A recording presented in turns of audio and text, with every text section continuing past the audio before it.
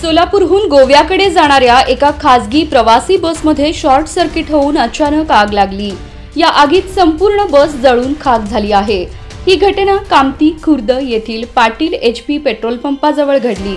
रात्री 12:30 वाजण्याच्या सुमारास घडल्याची माहिती मिळत आहे।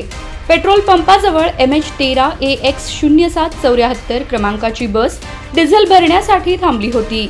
तेव्हा बसमध्ये शॉर्ट सर्किटमुळे अचानक आग लागली आणि संपूर्ण बस जळून खाक झाली। बसने पेट घेतल्यानंतर काही क्षणातच संपूर्ण बस आगीच्या भक्ष्यस्थानी सापडली। मात्र चालक व प्रवाशांच्या तत्परतेमुळे सर्व प्रवाशांना सुखरूप बाहेर काढण्यात आलं। त्यामुळे कोणतीही जीवितहानी झाली नाही। या घटनेची माहिती मिळताच सोलापूर महानगरपालिकेच्या अग्निशामक दलाचे पथक तात्काळ घटनास्थळी दाखल झाले। त्यांनी शर्थीचे प्रयत्न करून आग आटोक्यात आणली।